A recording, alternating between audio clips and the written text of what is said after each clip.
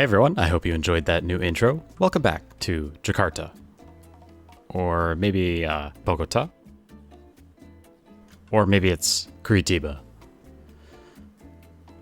Actually, it's Todos Santos. But what all these cities have in common is that they have bus rapid transit, or at least at the end of this episode, all of them will have bus rapid transit, which is essentially a form of bus public transportation where the bus has its own right-of-way, or is given bus lanes on a normal surface road, and it's also given priority at any signal junctions that you might have. And there are also usually measures taken to make sure that boarding is more efficient. And the goal of implementing this kind of system is to combine the cost savings of a bus service with the capacity and efficiency of a rail line. At least that's what supporters of it will tell you, and it seems reasonable enough to me.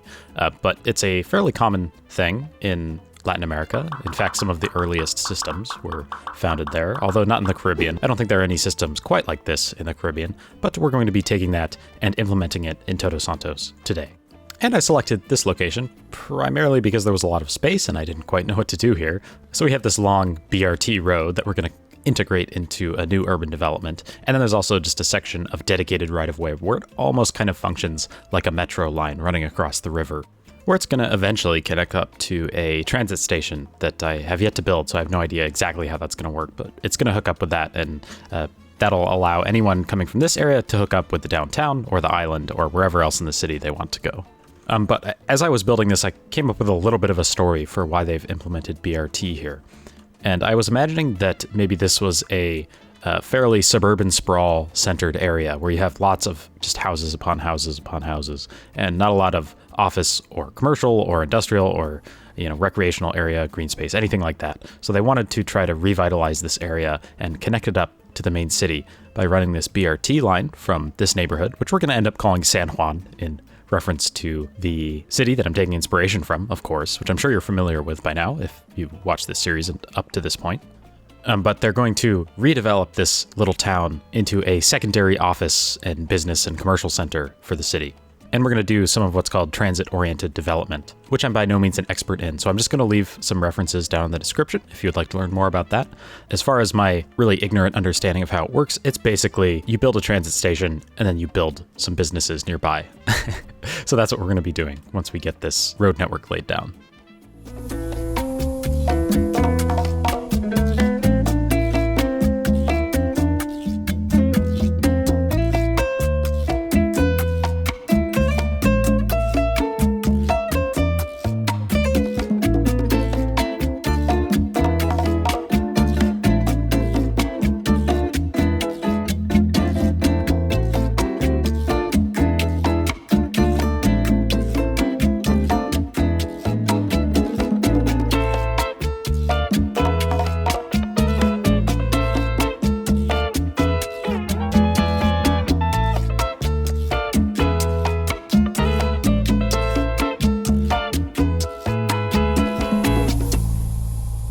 So for now, we're using these Ride BRT buses. We use the Ride Depot as well, back when we built the bus garage a few episodes ago. But we're going to go with this for now. I'm currently working with an asset creator to get some custom Todos Santos bus assets made. So potentially by the end of the episode, you'll be able to see those. I'm not quite sure yet. If not, I will definitely make a little update video showing them off when those are ready. So that should be pretty exciting. But for now, we're going to use these very nice BRT assets from Ride. Now, one thing that I wanted to have, and this is just like a dumb little feature, it's not really required to get like an efficient BRT system or anything, but I wanted buses to be able to pass through the center lanes while there are buses stopped at the BRT stations. So to do that, I basically just had to make another BRT line and I just called it the express BRT line, which is a little redundant because BRT is kind of like an express bus line, not quite the same thing. But anyway, I have those two lines, and basically the express one just skips every other stop. So it is basically forced to bypass these bus stops instead of having every single bus on this line stop. Because I just thought it would be cool to have instances where you have a bus stop at the stop and another one passes by. I feel like I'm repeating the same words over and over again, so we're going to stop talking about that and move on to connecting this roadway up to the rest of the road network. I'm imagining that this place they didn't like rip up a bunch of houses to build this or anything, because that would be kind of sad. They already did that for the freeways, so they're trying to do like an urban renewal thing here. They're not trying to, go in and use eminent domain to delete a bunch of houses. That wouldn't be, really in line with the philosophy they're going with here. So this used to be kind of like the freeway that we adjusted a few episodes ago, except this time, instead of turning a freeway into a road, they're turning an arterial road into BRT. And they're going to add, on-street parking. They're going to add some nice planters in the middle, in addition, of course, to the BRT lanes and all the infrastructure that goes along with that. So that explains how this is integrated into the road network. It's not just plopped down here kind of randomly. It's just been built up around the infrastructure that's already there, and they're just making the best use of what they have.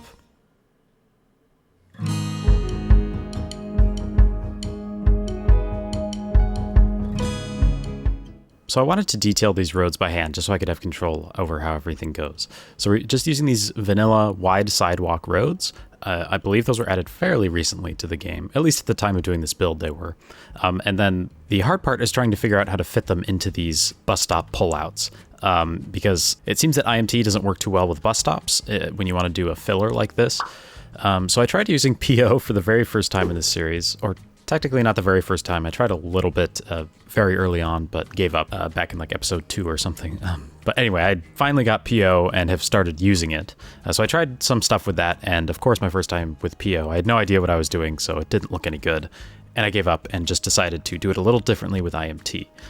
So what I did, instead of having the automatically built-in bus stops, I just use a 4-lane road and the buses stop in the rightmost lane, and it doesn't create the automatic bump outs, and that's just easier to fill in with IMT that way. I also wanted to remove the arrows from the bus stop lanes because it just seems like it doesn't make much sense to have arrows there. And then we're coming in with these ride BRT stations, and this is what we're going to use as the base for our detailing. So we're going to come in here with a BOB and replace the built-in vanilla props, which are fine, but I wanted to have something a little bit more modern and custom looking. So we have these metro benches and some of these more utilitarian looking plastic trash bins. And thankfully, due to the features of BOB, those are now going to pop up on every single version of this building that we plop down, which is great. Okay, now for an actual use of procedural objects, bring in these North American train station platforms. And we're going to use that for BRT because one of the features that is generally considered to be necessary for it to be considered a BRT system is to have a level boarding like this. So you either need to have low-profile buses that line up with the curb, or you need to have a raised platform that matches the height of the entrance to the bus. And of course, another feature you need in a platform like this is to have a ramp up to it. So, if you're in a wheelchair or you're on roller skates or whatever, you're able to get to the platform without any problems. So that's really why I needed to use PO for this, is to have these be able to slope up. So I just take the vertices at either end and lower them down into the ground. We're going to cover up those ugly gaps in a moment, so don't worry about those. I wanted to have these stations fit into the environment a little bit better and just make them feel a little bit more natural given the context that this is like a new urban development. So we're just adding these network walls to just give a little bit more separation and add a handrail to the ramp on either side. And then I wanted to have access for bikers as well. So we have a bike rental system here. That's those orange things. And then we have just some standard bike racks with some beer ads on them, which makes sense, I guess. And then we'll fill them up with these Ronix bike props, which I just really love the look of. Copy and paste that once. And we're going to copy and paste this whole thing in a moment, just so we can fill up every single BRT stop with it. But first I wanted to just add a few more details. So we have these ticket stations, so you can buy your tickets ahead of time, so you don't have to hold up the bus by doing it while you get on the bus. And then of course we also had some maps and timetables as well. I thought the roof was a bit too light colored and a bit too plain for what I was going for, so I just darkened the entire asset a little bit with repaint. And then we're going to cover the entire thing with solar panels using PO because it's just easier to do with PO. Although I do like the mod's integration with Move It, so you can get all these props precisely lined up with PO and then use Move It to copy and paste them, which I think working with groups is easier with Move It and working with individual props is easier with PO. So it really depends on what you're doing. But in this case, using a little bit of both was the right move. Now at this point, I thought that I was pretty much done detailing the station, haha. So I copied and pasted the whole thing and flipped it over onto the other side. And I was like, yeah, we're done. And then I looked at it and realized it still looked a little too bare. So we need to come back in and add some more of these plaster walls that I just really like the look of. They look generic enough to pretty much fit anywhere, but they still have that Caribbean kind of vibe. I also needed to adjust the solar panels, of course. They're going to want them facing all the same direction. I think that's usually how they're used. And fill in those gaps that we talked about earlier. So I just cover up the clipping part with some ploppable pavement and then put down a drain decal just to kind of indicate that there's like a little joint here with a drain in it for any water that runs off when it rains. And I really wasn't satisfied with just having plain pavement here. I mean, obviously I haven't actually painted the pavement in to cover the whole thing, but I just figured it would be nice to do something a little more decorative and fancy, because this is meant to be, a pleasant, quite modern looking station. So I just take these clean looking tile decals and drag them all over the place with PO. I really like the function. You can hold control when you're moving an object along an axis, and it'll keep it on that axis, but it'll actually copy the prop, which is like a pretty basic feature, but very, very useful when you're trying to line things up very carefully, like with decals. Now that we've got the station itself, for the most part, detailed, we have the issue of the interior sidewalk here. So people aren't really meant to walk on the inside sidewalk, if that makes any sense, like the part of the sidewalk adjacent to the station. So I wanted to just cover it up with some props. So you notice some planters there. Those are just temporary. I tried messing around with those. I mean, they looked all right, but they ended up not being exactly what I wanted. But I also wanted to add a fence just to kind of indicate that you probably shouldn't walk on this side of the street. And the only reason you would go over there is if you were crossing over to actually access the station. And then just to reinforce that, fill this area in with some planters, do some probably overly precise detailing with them, making them fit into the landscape, and just kind of wasting some time on that, honestly, but I don't know. Let me know if you have an opinion on if you like watching this kind of detailing with PO or not, because it can be pretty fun to do every once in a while, but I try not to get too bogged down in it. But if you enjoy it, I'll definitely be more inclined to leave that kind of stuff in the videos. Otherwise, I'll probably just cut it out, usually, or just show like one example and cut out the rest. And of course, after we add these benches, gotta add some lighting, too. I'm using these much taller lights than I'm used to, but I think they look kind of nice, and they just make it feel a bit more urban and built up, which is kind of cool. So we've got our station template ready to go, and now what we need to do is make it all fit together and make it look like a BRT system.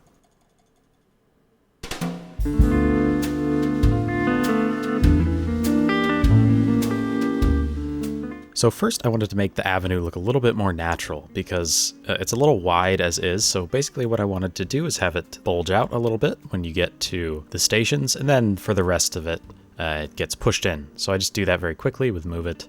And then I try to select all the station things, and I get this weird error that doesn't seem to be a problem. I mean, I am able to successfully paste it over here, and I haven't had any problems with the game since getting that error, so I guess I'm not too worried about it, but sometimes that's still like lingering in the back of my mind while I'm building. Like, what did that actually do? How did I break my game? But like I said, I was able to copy and paste this all over, so now we have a full BRT system, at least for this stretch of road. And that's really all this episode is going to cover, is this main transit-oriented development stretch, and the rest of it will have to integrate into the city in a later episode. Or maybe in a live stream, I don't know yet. Now for these blank spaces that are left in between the BRT roads and the normal car roads, I wanted to turn into kind of a little garden of sorts, or at least just a little green area. So I just thought it looked a little bit cleaner using the gravel texture. And we're going to add some trees and stuff as well, of course. But I also thought maybe this one little stretch, pedestrians are allowed to walk on the inside of the road, like on the island there. So we have these walkways so they can access from this main intersection and go over to this main BRT station. One thing I really like using PO for is adjusting the shape of decals. So when you have something like this where you have this square or rectangular decal on a curved sidewalk, you can do your best to line it up and make it look just a little bit smoother instead of having an overlap with the asphalt. It can be a little tedious at times, and I don't always bother to do it, but I think in this case, for this kind of focus build, this is the sort of place where I want to do that. Of course, we still need to protect the pedestrians from falling into the bus lanes, so have these same fences right down the middle, right up against the BRT road. And of course, trees. We're not going to get through an episode of Todos Santos without a bunch of trees. And this isn't even the maximum amount of trees we're doing this episode. There's going to be a big tree-filled area later, because I like trees. And I also wanted to make it functional, so we have an invisible pathway that runs along there. Now for this section of road, I had this weird little like pull-out thing, so I decided to turn it into like a taxi waiting area, or like a place you get dropped off to go to the BRT station, or whatever you want to do. So we have a couple taxi props where the game won't actually have parked cars. Need to lower it down with PO, otherwise it's going to pop back up. I think that's just how the prop anarchy mod works. But I do still have parking enabled on that one little stretch of road, so that occasionally you'll have a car appearing to be parked there, just to like represent that people get picked up and dropped off here. Or maybe they're meant to be like Ubers or something, I don't know. Anyway, I really wanted this place to look fairly busy, so all these gaps where Well, at the top of T intersections, the game doesn't have any parking built in, even on roads that by default have parking. So I just wanted to manually come in and do the same thing with car props there. Just that we can eventually, once people actually move into this area and start frequenting the businesses, the road will actually be full of cars, which just seems like the sort of look I'm going for. Obviously we want people to be using the transit here as well, but Todos Santos is fairly car-centric, so I wanted to represent that by having a lot of on-street parking and having it be filled up. Okay, so now we just need to finish up this traffic manager stuff and extend the road network just a tiny little bit, and then we'll get to doing some transit-oriented development, also known as placing buildings.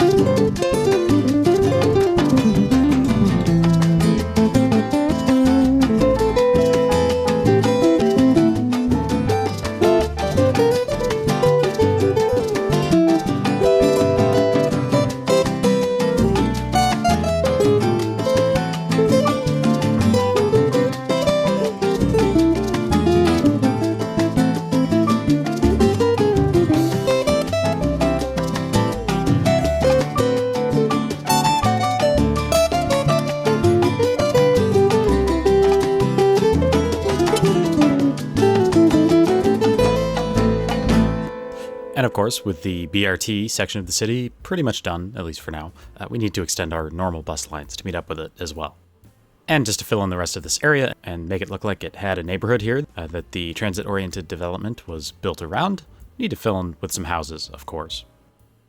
And it's a pretty straightforward build. Just did some grids and then just adjusting them as we get toward various features. So we have the freeway, we have the main roads, we have this soccer field. So just trying to fit the roads into what's already there, or at least use those kinds of features as excuses just to add a little bit of weirdness to the road network. And then putting down the buildings themselves is pretty straightforward. I just put down a few of these ones that aren't part of the Mexican house pack, and then I go through and do the randomizer selection that I talked about a couple episodes ago to put down the Mexican houses just to get that really dense clustered feeling.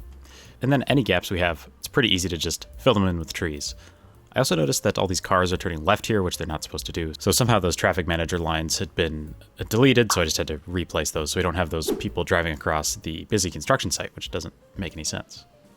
Sometimes you end up with these awkward triangular gaps or just irregularly shaped gaps, and I just try to fit as many buildings as I can into the space, and then whatever tiny little space is left, I think you know what we do there.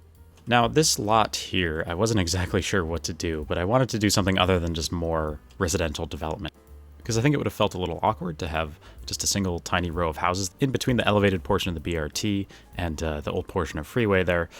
So I decided to do a little channel of one of the rivers that's branching off of the main river, which is just north of here. So this is a part, for whatever reason, they didn't want to keep it buried here. Maybe the terrain was too rough or something like that. So they just have an original natural riverbed, kind of in the middle of one of the most heavily urbanized parts of the city, which I thought was kind of cool, just to have a little spot of nature. So I wanted to make this place look as lush and densely forested as possible. So I put down a base layer of mountain grass because that's just really good at filling in these kinds of areas. And also, of course, we need to smooth it out and make the slope a little bit more natural. And now one difficult part was up here against the light rail line that goes into the station that we're actually going to detail in just a minute here. So I just decided to use retaining walls and kind of make it look like there's this big section of concrete that they've used to block off that part of the river. And then it just goes through the culvert and on into whatever kind of tunnel they use for buried rivers. I really don't know anything about that kind of infrastructure, so I'm just kind of guessing as to how it works. And then we need to do the same thing on the other side, but we don't have the problem of the light rail lines. There's just a little, I guess, like a service road that goes across the top there. And we just need to fill in the rest of it with grass and trees and all that stuff, and really go for that lush look that I was talking about. Especially down at the riverbanks is going to be where the most water is, of course, so it's going to be where the most lush foliage is. And then we'll come through just copying and pasting some clusters of trees that I had elsewhere to really sell that look. And more trees, of course, and more grass. For some access for the service road, just a little dirt path that goes down from the BRT route and down across the road. I don't know why people would actually need to drive any kind of vehicle down there, but not everything has to make perfect sense in this city. Okay, we got one last stop for this episode, which is another BRT station. This one's going to be a little different, though, and we're also going to do a light rail station that's connected to it.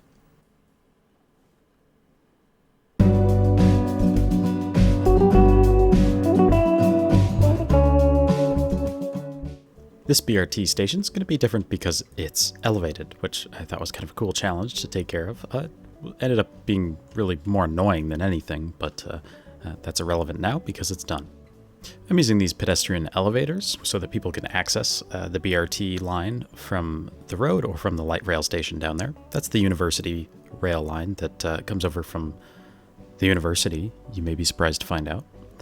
Now, obviously, the problem here is that the road that the BRT runs along at this point is curved, which is not very friendly when you're using rectangular assets like this.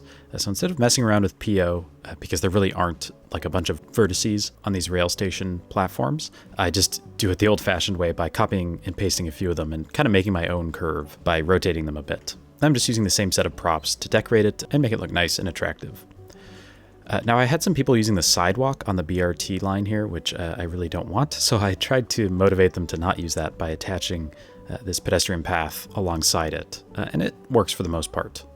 I think probably like 90% of people who go to the BRT station down through this area do end up using the path and not the sidewalk, but I guess there are always going to be a few stragglers who decide to use the sidewalk, which I guess is fine. So now we're going to do some quick decoration of the light rail station beneath the BRT station. And what I ended up deciding to do after trying a few different things is use this metro station that I've used in the downtown area just to have a little bit of consistency between various rail stations. I mean, they're not all going to be the same, but it kind of makes sense that they might reuse some of their designs every once in a while just to save on a little bit of effort. And also I get to save on a little bit of effort, which is a positive as well. Actually, not really, because I had to go into PO and like mess with this thing a bunch and drag a bunch of these nodes for the actual platform part down and resize the whole canopy part because I really just wanted the canopy here and not all the other stuff that's built into it.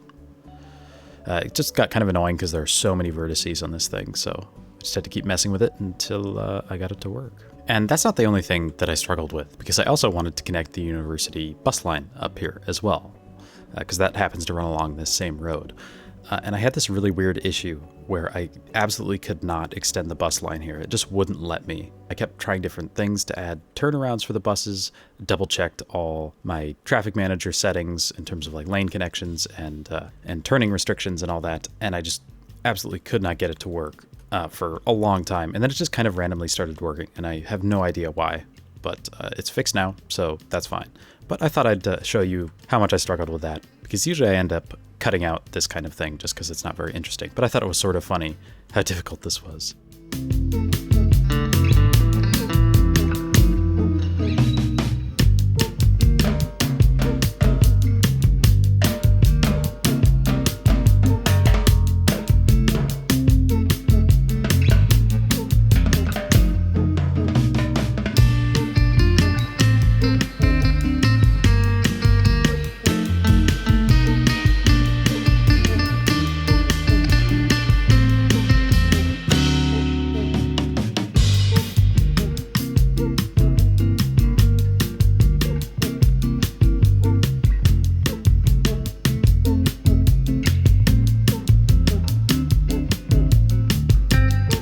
Now, next to the transit station here, I wanted to have some high-rises. This is inspired by a block near the Golden Mile in San Juan. Pretty simple, just 4 blocks here, and we're going to add some high-rises in just a moment. But first, I wanted to make sure the whole area was level, so just leveling out all the nodes with Move It, and filling in the landscape with landscaping tools. Then we're going to come in and add these buildings.